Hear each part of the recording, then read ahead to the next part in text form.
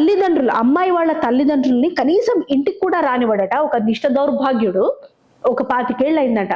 పెళ్లిలో వాడికి ఏదో బోడి బొక్కలో గౌరవం తక్కువైందట.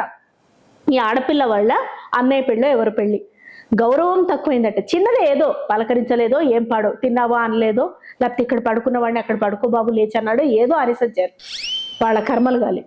25-30 ఏళ్ళైనా కూడా ఈ ఆడపిల్లని పుట్టింటికి వెళ్ళనివ్వకుండా, మాట్లాడనివ్వకుండా, వీళ్ళ పిల్లల్ని కూడా చూడనివ్వకుండా, పట్టించుకోనివ్వకుండా, ఈ ఆడపిల్లని మాత్రం బాగా చూసేసుకుంటున్నాడండి వీడు. ఇది నమ్మాలి మనం.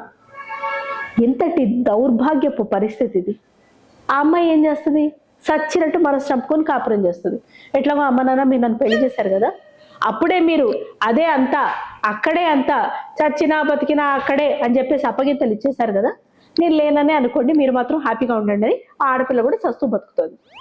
నన్ను బాగానే చూసుకుంటున్నాడు కదా. ఎక్కడ అడ్జస్ట్ అవ్వాలంటే మనం బేర్ మినిమంకి అడ్జస్ట్ అవ్వాలి. నన్ను బాగానే చూసుకుంటున్నాడు కదా, నన్ను తిట్టి కొట్టట్లేదు కదా, నాకు కావాల్సినవన్నీ కొనిస్తున్నాడు కదా, ఇది అడ్జస్ట్మెంట్. నీ మనసుకి సంబంధించి వాల్యూ ఇవ్వని వాడితో ఎందుకు ఉండాలి మనం? ఉంటే ఎంత వాడు, పోతే ఎంత అనిపిస్తుంది ఒక్కొక్కసారి.